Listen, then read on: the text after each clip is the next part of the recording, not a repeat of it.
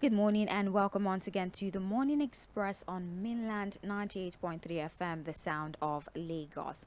From 5 a.m. all the way to 11 a.m., we go through different segments of the Morning Express, and right now we are at the news and information segment of the show. We call it Trends in the Papers, and of course our conversations are guided by the news pieces compiled on the front pages of our dailies. We will analyze the stories and provide you with insightful commentary. Now, beyond the headlines, you would also be offered fresh perspective with in-depth review or interpretation, if you like, of the news. And of course, joining me on that endeavor is Fuhad Saheed, who is already on standby for conversations. My name, of course, is Sage Babalola. Once again, welcome to Mainland 98.3 FM, the sound of Lagos. And like I said, happening right now is Trends in the Papers. Good morning to you, Fuad. Yeah, good morning, Sage. How are you doing?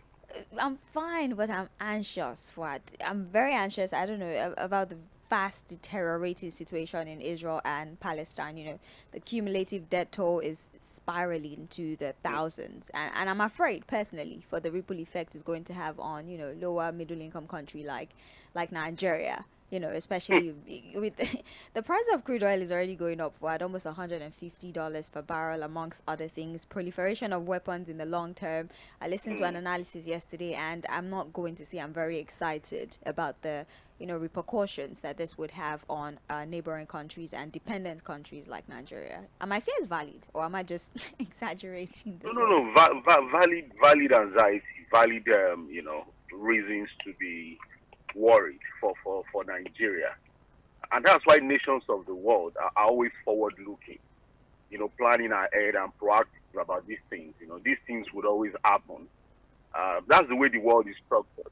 The Israel-Palestinian war is not a new thing. It has always been there. Disruptions in the Middle East, crisis in the world, global economic meltdown.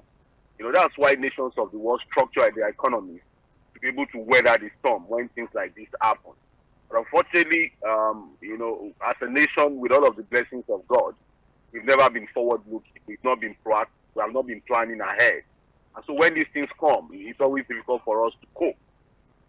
You know, I was listening to the group managing director of the NNPCL yesterday, Mr. 𝗪𝗫. And Sage, I'm sure the papers will have reports on that. But I must tell you that, like my friend Adiola Yusuf told me, that look, there's a lot happening in the oil sector. And if you dig too deep into that sector, you get more pessimistic about the future of the country.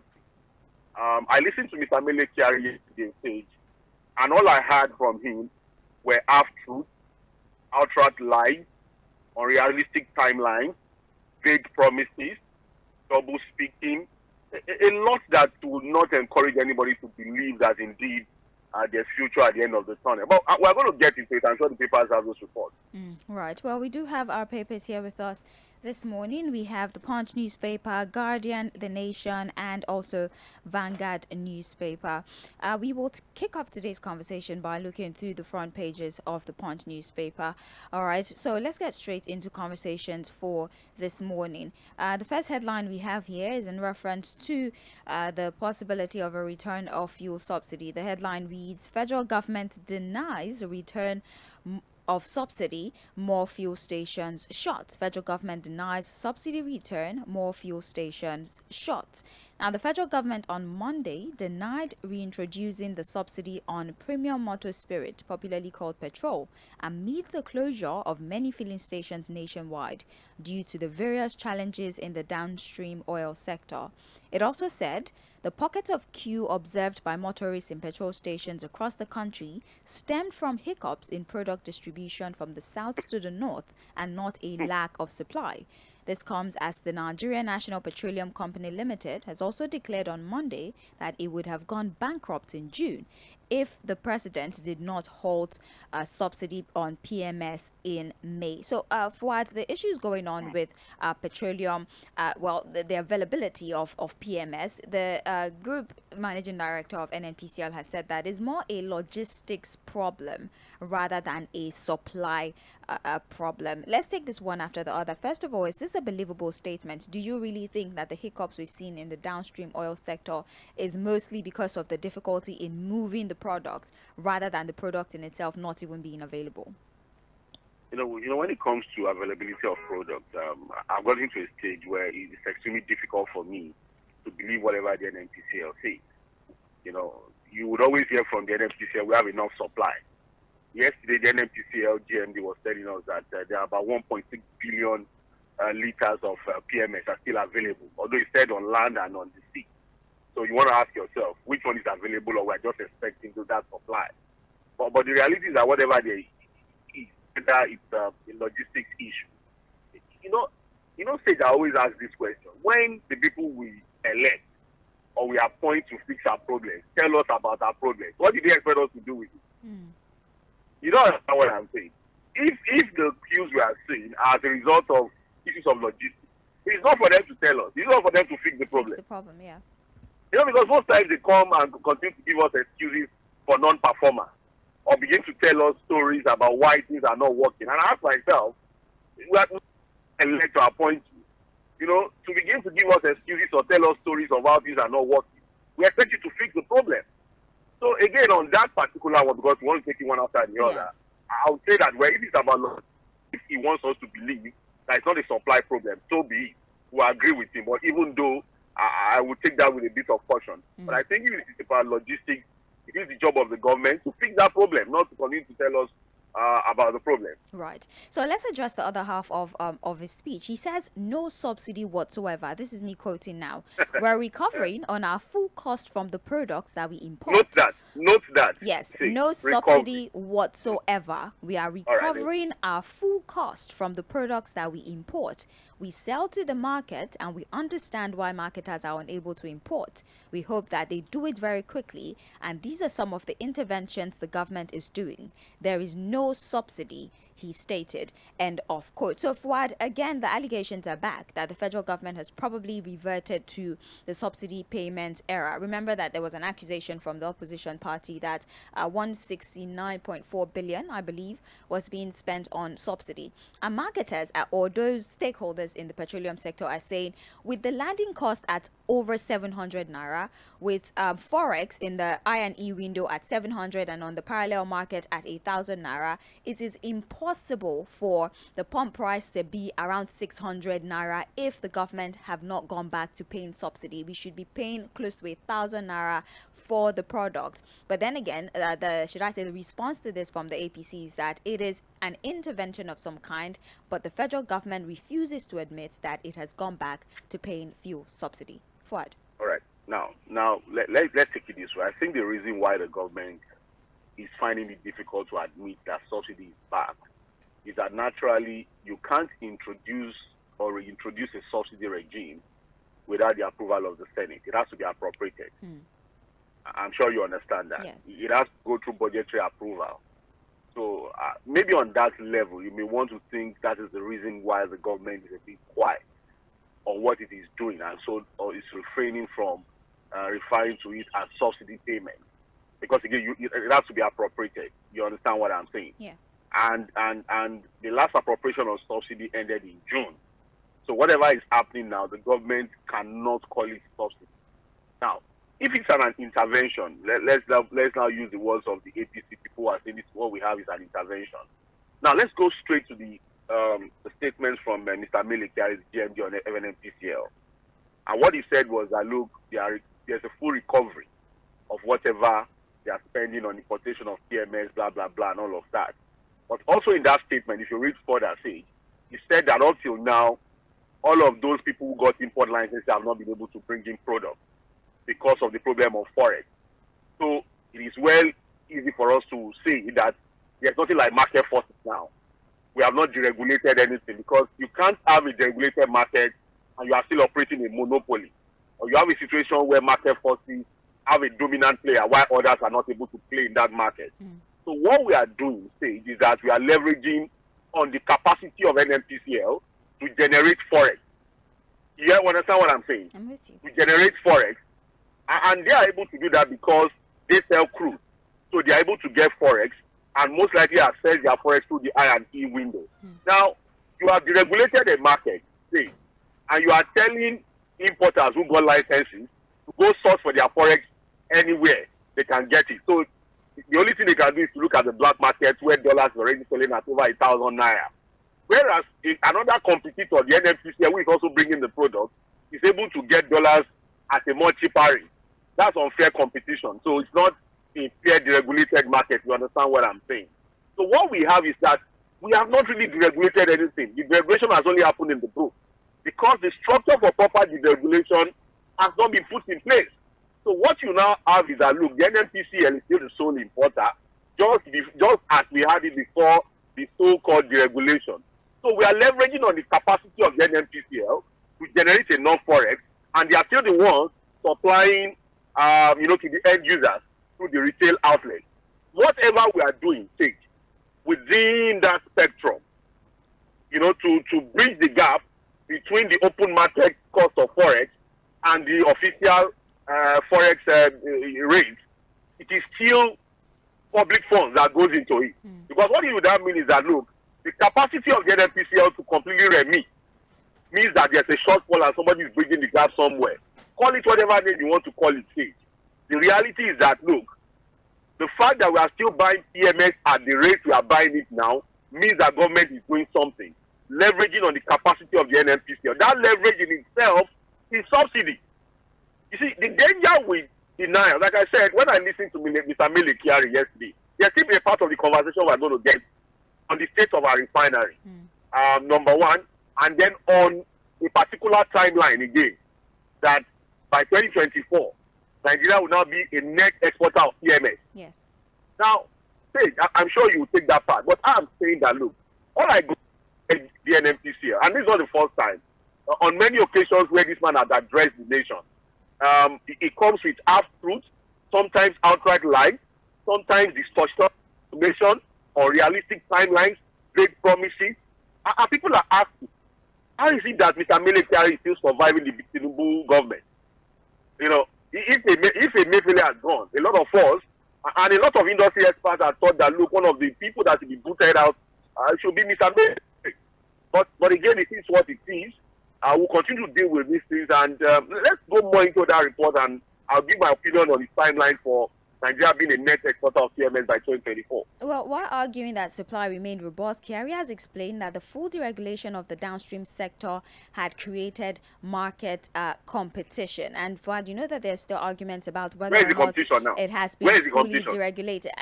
The provision of licenses, they've always referenced that as proof that they have deregulated that sector. You gave licenses to people, they can't bring in products. You said you are okay, where is the competition now? Look, this is a man in that same statement that said that, look, NNPCL is still the one bringing in the product. And it's in the same statement. That's why I said a lot of double speak, half-truth, misinformation, disinformation, and these things are easy to pick out. Say, NNPCL is still as it is, the only one bringing in this product. And you said, look, the fact that we're using licenses have now created a form of competition. Yeah. Where is that competition now, say? Well, he also revealed that about 25 licenses that were meant for the construction of refineries in Nigeria had remained idled due to subsidies on refined premium products, particularly PMS. This is Festus Osifo speaking. Anyways, he further stated that Nigeria will become, this is 𝗪𝗫 Kyari now, he further stated that Nigeria would become a net exporter of refined petroleum products by 2024, based on concerted ongoing effort to get the country's refinery running. This 2024, see? Yeah. This one that we are looking just ahead of us.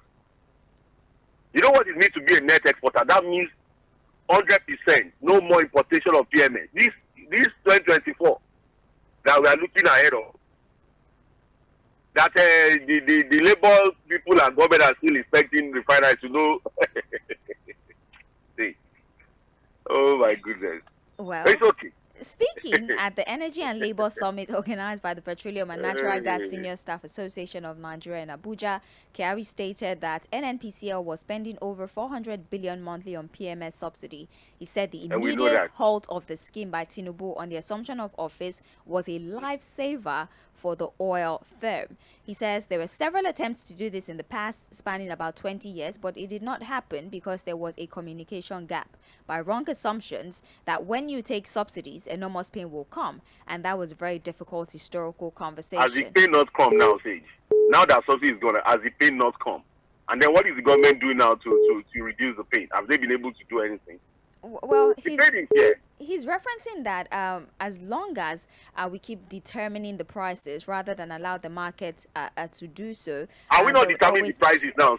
That's what I'm trying to harmonize both states. You can see that the whole thing is so confusing. Yes, because I remember the NNPCL put out some sort of template for pricing a few months ago, right? And then they tell us that this sector is deregulated and the market forces determine it. So how do you put out a price template, issue licenses without these license holders being able to access for us, and then tell us that there is a deregulation of the sector and that subsidy was gone and then there's competition? I don't know how to harmonize the multiple states. you can see the confusion.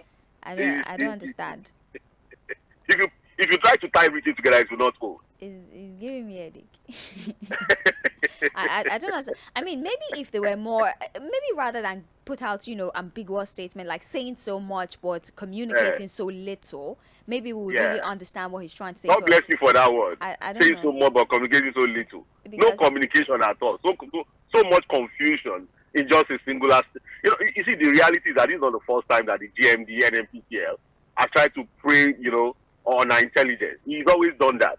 Remember, he was the one that made the infamous statement of, even if all the United States are working, it will still not make a major difference. He's always done this. He knows how to do it. You listen to him for hours and you are not able to speak anything meaningful. And it sounds so brilliant. There's a way you posture yourself to be saying something reasonable, but in the end, you are not saying anything. I'm sorry to go this hard on him, but that's the reality of Nigeria. The pains are excruciating, say the way it is. Well, you can check page 19 of the Punch newspaper if you'd like to read more details into the address of Mele Kyari, all right, regarding the denial, first of all, of the return of Just make sure you take a majestic before you read it. Why are you doing this? And then you can also check about the timeline for the refineries, amongst other things that was said. Page 19 of the Punch. Fuad, give them the benefit of the doubt this one time.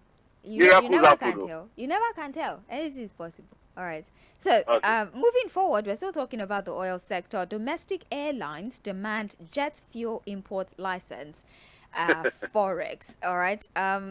So, domestic airlines, under the aegis of Airline Operators of Nigeria, on Monday, demanded that the federal government should allow AON procure the requisite license for the importation and distribution of aviation fuel, popularly called Jet A1.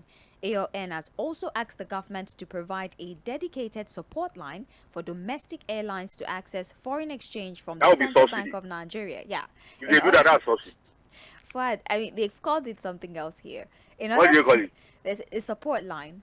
That's what it is. It's before it was an intervention. Now it's a support line. In order to enable the carriers to meet their obligation to air travelers. Fuad, now, even in the aviation sector, there is a struggle. Jet A1 is a derivative. It's a derivative of crude, and we're mostly just getting PMS back, even when we export this product for the international community to help us to refine it. Now, those in the aviation sector are saying that grant us licenses and access to Forex so that we're able to get the product, of our own accord. We're able to do things the right way. We're able to, operate maximally rather than depend on the product coming in, and it's not really coming in as it should. So I don't think it's a license problem. Do you agree that it's not necessarily the license issuance that is the problem, but rather the access to Forex? Or what do you think? What the AON guys have done again is to bring to the fore the problem with marketers with importation license for PMS. Yeah. Now, what the aviation guys are saying is that, look, as airline operators, allow us to bring in our own Jet A1, give us licensing, but they are quick to also put a condition. You must give us access to to dollars at the I&E window. Right. You know, you need to ask yourself, say, why is it that, look, Nigerians have not been able to access forex at the I&E window? Everybody is thrown to the black market. You understand what I'm saying? And we are saying again that you can't say you have floated the currency and you are still having 2 channels of accessing forex and you have that wide gap. It means that something is happening. Who are the people that have stifled and dominated the I&E window? So much so that nobody can get anything from that window. Even marketers who have importation licenses cannot even get anything from that window. And that's the advantage NNPC has. Like I said, they are selling crude, so they are able to make forex. Look, I remember when I was speaking with Sowore, I think 2 weeks ago, and he told me about the racket going on as far as forex is concerned in the country. So weak for Nigeria, I think. So again, if you aggregate all of these problems, because again, you might find that the government would listen faster to the aviation guys because, of course, the render affects them more. You understand what I'm saying? Yeah. So the ordinary people will just want to survive, just find something to eat. But they are the ones flying around, and a disruption in the aviation sector directly affects them. So they might begin to quickly listen to the aviation guys. But Sage, let us aggregate all of these problems. Importation of PMS, importation of Jet A1, diesel and everything. The reality still goes back to the fact that we don't have functional refineries in Nigeria. Like you said, it's a byproduct of crude refining. So it means that if we had refineries in Nigeria, we would also produce Jet A1. Yes. To take care of our domestic needs when it comes to airline operations and all of that. So again, the reason I was completely annoyed with Mr. Jalbeli when he downplayed the importance of us having functional refineries in the country. Everything still goes back to how for us having functional refineries in the country. But thank God that they've given us a 2024 timeline now. We keep our hopes on that. Anyways, aside from the liberalization and also, the procurement, distribution of Jet A1 and the license acquisition, they're also asking for an immediate review of industry taxes and also some of the charges. More like something like, should I say, I don't want to call it a tax waiver, but just review it so that they don't have to pay so much taxes to cut down their expenditure. It's waivers now. You want to run away from I didn't want to call it a tax waiver because they're choosing to use, euphemisms. They are not also using the word. That's why you don't want exactly, because they're choosing to use euphemisms. They're choosing to use softer words that wouldn't necessarily, agitate people. Let's accept them say the way. That's why I'm asking for waivers. Well, they say a review of the industry taxes. That's what they say. Upward or downward?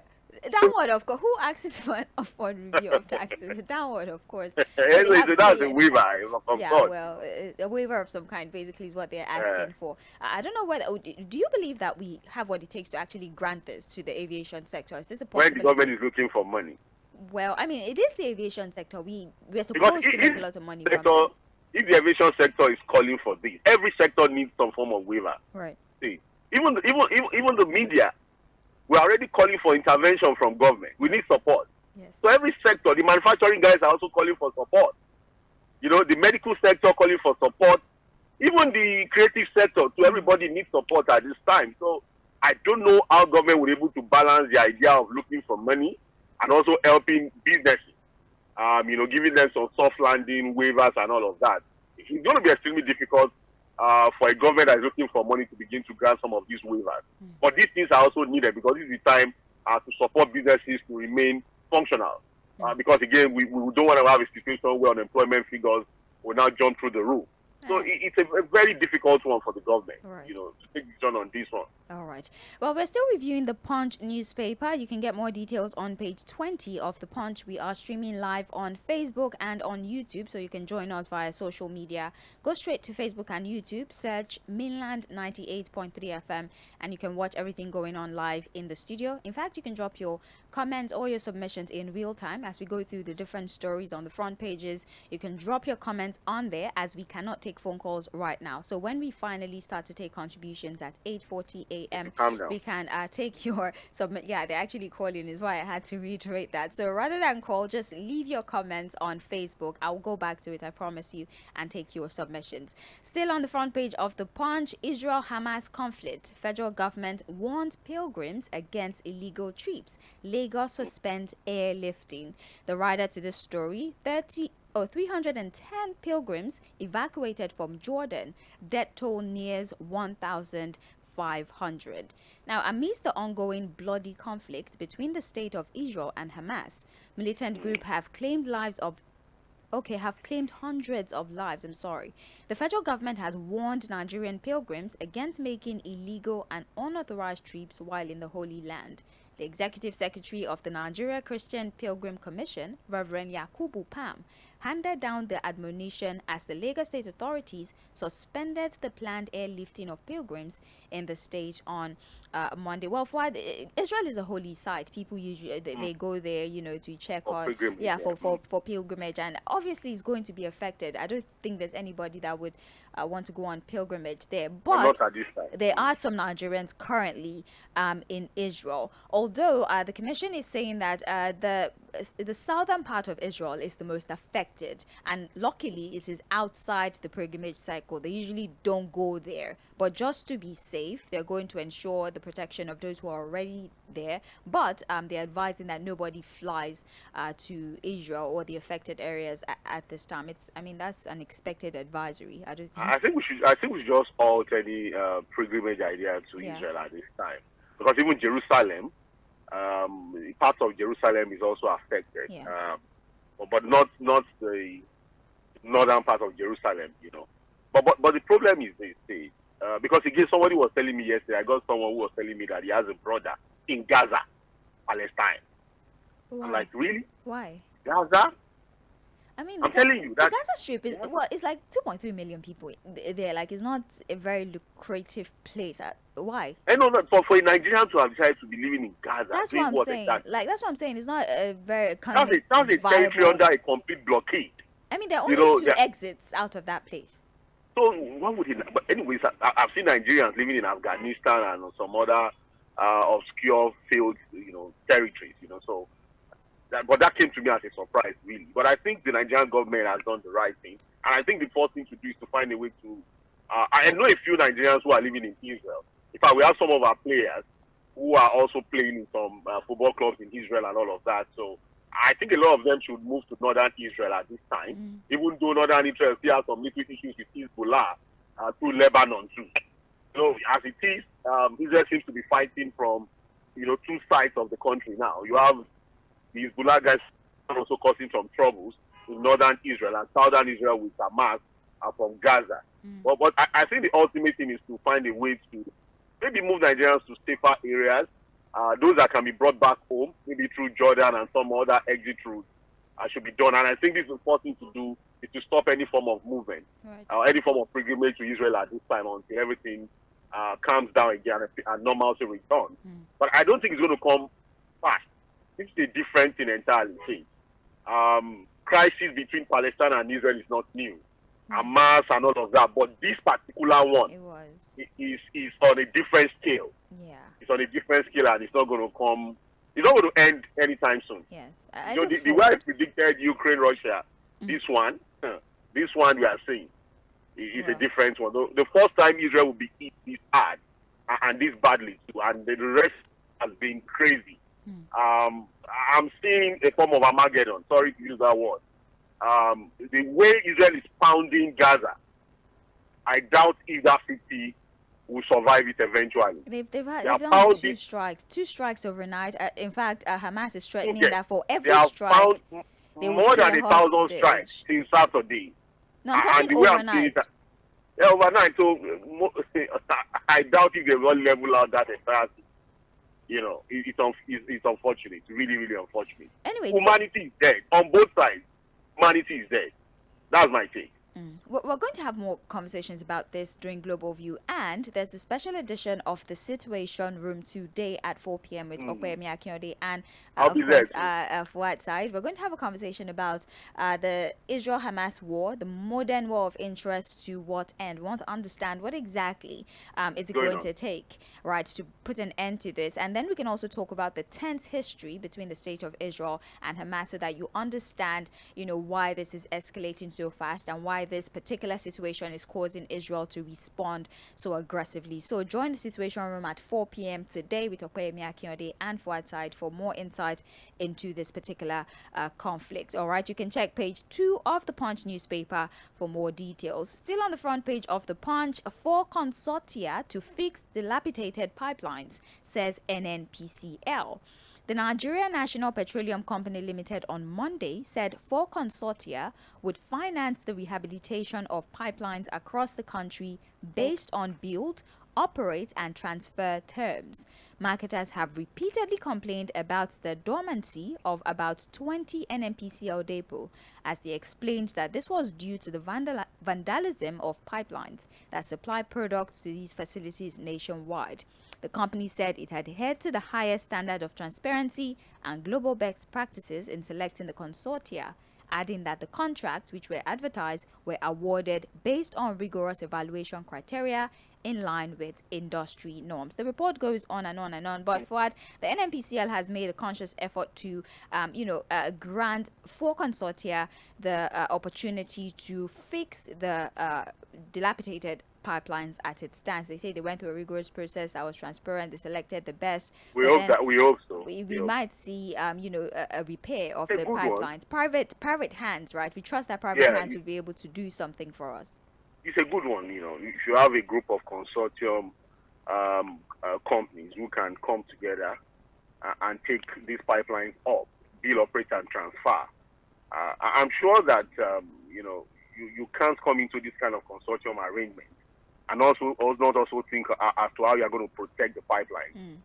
You understand what I mean? Yes. So I'm sure that these private sector guys will be more intentional about not just fixing the pipelines, but also protecting them. My mind tells me that they'll be working with our own security agencies, and most likely will also engage the local communities and maybe private sector security companies to ensure that, look, after they repair these pipelines, they are also, because it's about protection now. Yes. You can repair, but if you don't protect them, they will still be vandalized. So I think it's a good one. Well, even on our refineries, we've always said it. The government does not have to manage our refineries. We can privatize them, we can get them concessions, get a group of consortium companies to come together and then handle our refinery. So it's a good one. It's a very good one. We just hope that the entire process was transparent, as they said. All right, then you can get more details on page 20 of the Punch newspaper. Now let's go to Ondo State. Ayédatiwa dropped suit against Ondo Assembly Akeredolu. The Deputy Governor of Ondo State, Lucky Ayédatiwa, on Monday told the Federal High Court in Abuja that he was withdrawing the lawsuit he filed to stop his impeachment by the Ondo State House of Assembly. At the Monday hearing, Ayédatiwa's lawyer, Mr. Ebolu Adegboruwa-San, told the court that the deputy governor wished to withdraw the suit following the intervention of the leadership of the All Progressives Congress in the matter. So, Fuad, Lucky Ayédatiwa is finally that's a cat with 9 lives. So that's Mr. Lucky Ayédatiwa. Yeah, I'm saying. I mean, is this a tactic, a strategy to get them No. off his back? Maybe there has been an intervention. His lawyer has just said that the APC has intervened. So maybe they've been overtures from the leadership of the APC to beg the powers that be in Ondo State and wanted to get him removed. Because the question we'll now ask them is that, look, if eventually they drop the impeachment notice against him, what about the allegations against him? Right. Will that go you as well? Yes.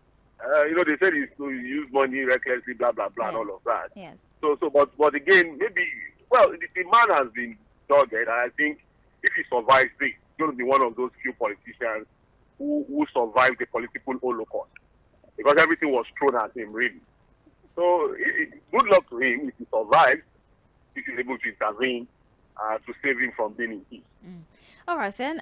We will provide you with more information as we get details on that particular story, or you can just pick a copy of the Punch and check page 8 for more details. This one is rather interesting, Fuad. Concerns as commercial sex workers invade Lagos malls, lure men. Okay. That's an invasion. Of commercial sex workers. Now, concerns are rising as young ladies suspected to be commercial sex workers now loiter around major shopping malls and highbrow streets in Lagos to lure prospective customers. The correspondent, that's the Punch correspondent who visited the place, such as ICM Festival Mall, amongst others, observed ladies suspected between the ages of 20 and 30 lurking around the premises to woo prospective customers. They even gave the price here, Fuad. For a short-term romp will be 15,000 naira, and overstay night would be 30,000 naira, excluding transportation costs. Prostitution is not illegal in Nigeria, is it? For first of all, it's not. I don't think prostitution is illegal per se. It's not illegal. Yeah, but morally it's questionable. Of course, morally it's questionable and condemnable too, if you ask me. And people will tell you that the oldest trade in the world is commercial sex activities. It's the oldest trade. People will tell you that even from ancient times. Fuad, I don't like that your voice is going down. Why is your voice going down? Why is your voice going down suddenly? Increase your voice. but honestly, I don't know how to do this. Like I said, on moral grounds, it's something that we should condemn completely. But again, what these young girls are doing is also a reflection of the society, we have found ourselves. Moral standards have dropped drastically. The economy is not also helping matters, even though there are no justifications to these things. Because for anything that has moral questions around it, you can't give any justifications for it. But I think that again, the story is what it is. I don't know whether that's the state of the economy. Make these young girls more desperate. But all in all, my grandfather gave me one Yoruba program. Fuad, I think we have a bad. No. We actually have a bad connection, is why I'm not trying to interrupt you. Better now? Is it better now? Okay. Yes. Please go on. My grandfather once told me that people would say that in Yoruba, you help me to translate that. If they say don't eat, okay, let me just translate. If they tell you not to eat the food of your enemy, but your friend has not cooked anything, what do they expect you to do? You don't understand? They tell you don't eat the food of your enemy, but your friend has not cooked anything. So what are you supposed to do? Yeah, I'll drink Gary. But there's an answer to that. My grandfather told me that what you should do is to strive to cook yourself. You don't have to eat the food of your enemy. So on this prostitution thing, I can't excuse it for any of these young girls doing that. There are a lot of things that they can still do to help themselves, despite the tough economic situation. Some things are not even as a result of the economy. It's just poor moral standards, poor upbringing, and all of that. But it is what it is in the story. But who are interested in that particular story?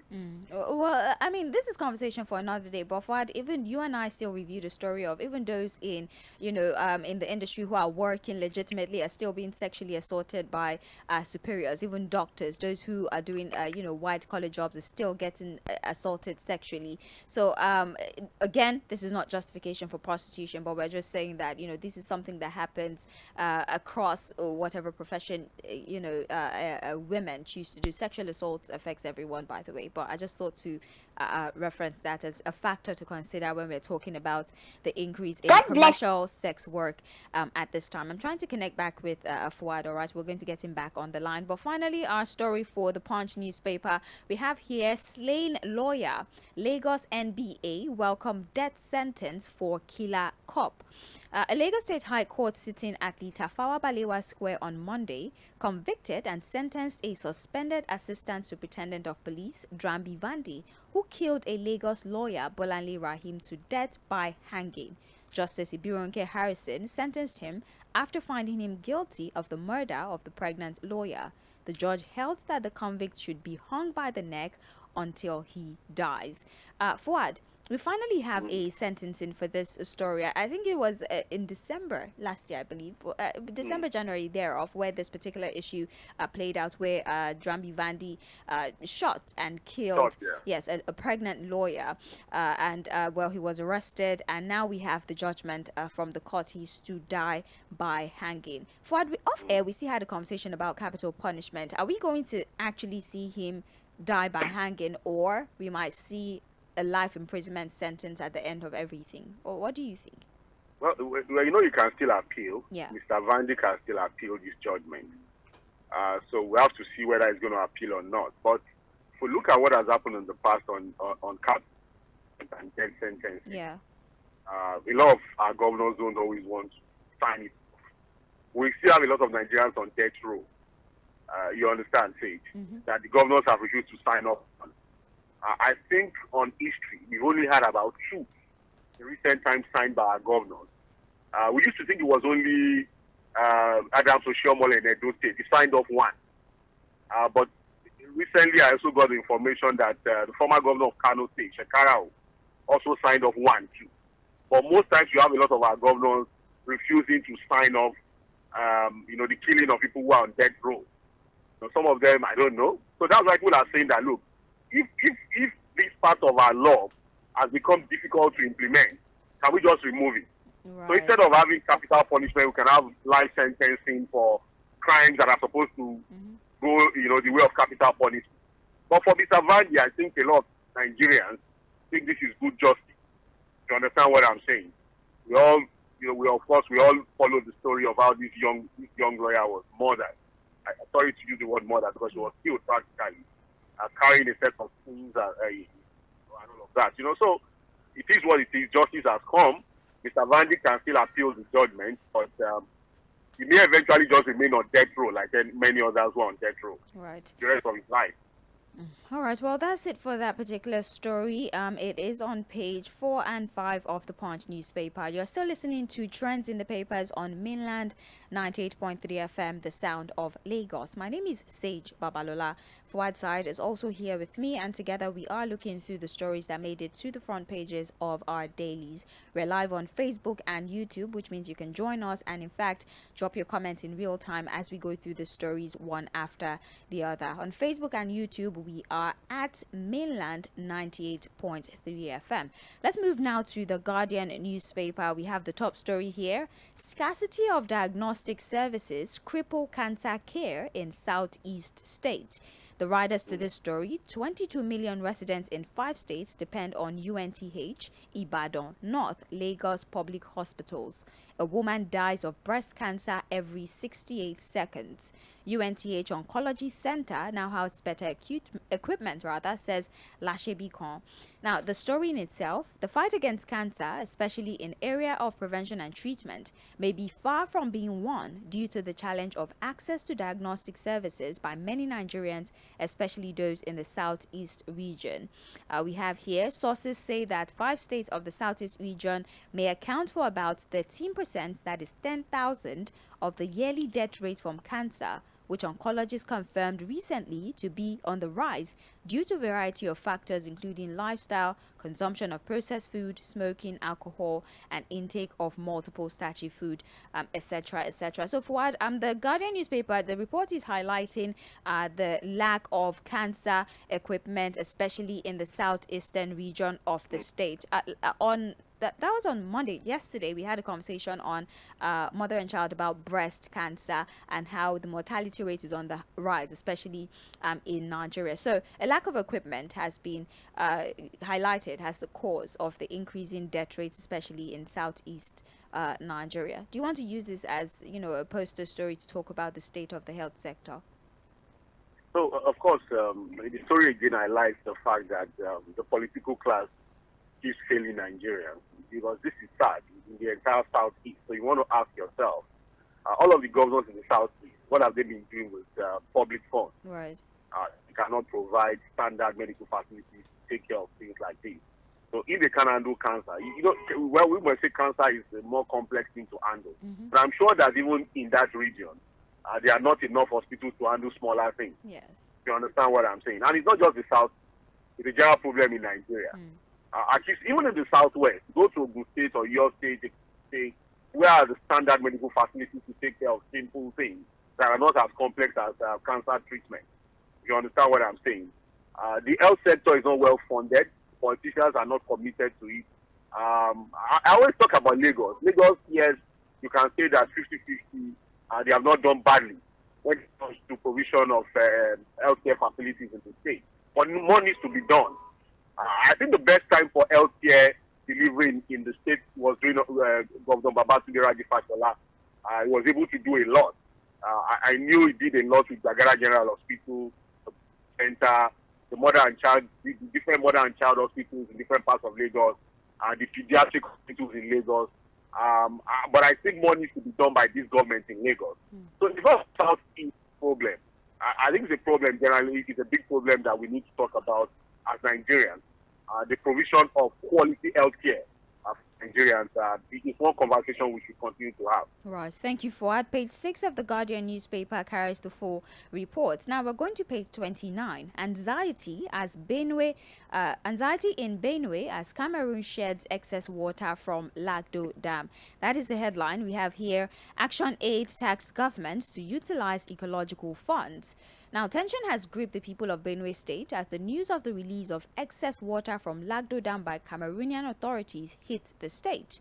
The Principal Special Assistant, Media Publicity Strategic Communication to the Governor, Bridget Ikado, yesterday quoted the National Emergency Management Agency as saying that the states where flooding is being expected include Adamawa, Taraba, Benue, Nasarawa, Kogi, Anambra, Edo, Delta, and Bayelsa. The 9 states which have communities along the banks of the River Benue may be affected by the excess water from Lagdo Dam. Again, Fuad, again with the Lagdo Dam, again with the repercussion of flooding.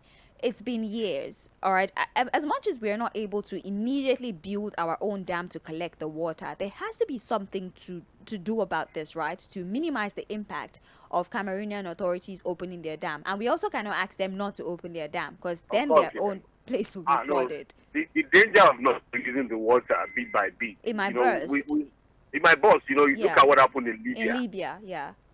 So I'm sure the reason why the authorities are being proactive, to release the water bit by bit is so that there's no burst, and that would be disastrous. So I think the temporary thing that we can do is to at least beg our governors to deploy some of the in their hands, the ecological funds. Do they still have it? If they still have it. But if they don't have it, they can do something. There are other funds that they can deploy, to helping the people evacuate temporarily. Evacuate them to higher ground, settle them properly, and then when the waters drain off, they can return to their own. So I think the permanent solution first would be for us to dredge some of the rivers around the Benue River. There are people who also say that we can dredge River Benue so that it's able to take more waters and overflow it into the community. Right. The ultimate plan, the permanent plan, would be for us to build our own dam on the other side of the dam. So when the water gets to that level, we also can contain and reserve some water. At least in the meantime, let's just talk to our governors to deploy resources to help people evacuate temporarily. All right, then that is on page 29 of the Guardian newspaper. We might have to read through the other headlines as we are out of time, but we have gone through the most important stories and those that have been repeated across the front pages of our different papers. We have here, Shiite, PFN differ as Hamas-Israel conflict drags into third day. Marketers.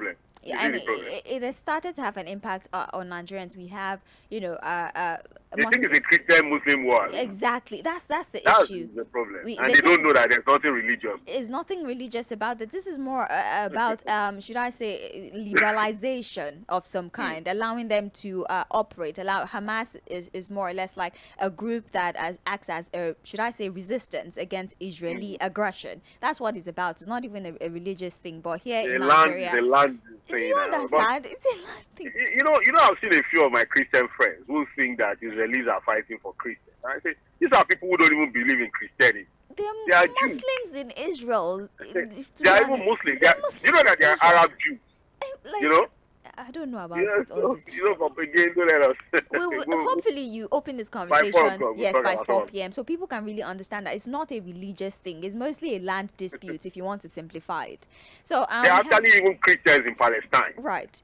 Anyways, we have here marketers groan, seek subsidized forex as federal government offers 90 import licenses. All right. They'll Policemen, give them forex, hopefully. well, hopefully, as much as they're dishing out these licenses, they're able to dish out forex as well. What they've dished out, what happens to those licenses? They don't have forex to use the licenses. So maybe they'll give you some forex. All right. Policeman to die by hanging for killing Lagos pregnant lawyer. That is on page 8 of the Guardian newspaper. Very briefly, let's look through Vanguard. We have here federal government okays engagement of retired health workers on contract basis. This is in response to medical workers leaving the country in droves. Now they have to engage the services of retired health workers to work in the health sector on a contract basis. That's the temporary solution they have to that problem. Anyways, petrol subsidy is not back. Kyari, an NPCL CEO, says Israel intensifies attack and forces total blockade of Gaza. Also here, envoys stranded as federal government foot drags on implementation. How Obasanjo, Soyinka, Akintoye, others secured my release. This is from Sunday Igboho. And that is all we can take this morning on Trends in the Papers. Join us at 8:40 a.m. as we open the phone lines and, of course, dissect 2 major stories as selected. My name is 𝗧𝗵𝗲 Babalola. Thank you, Fuhad Saheed, for your analysis so far. Thank you for having me. Yes, we'll be back by 8:40 a.m. This is Mainland 98.3 FM, the sound of Lagos.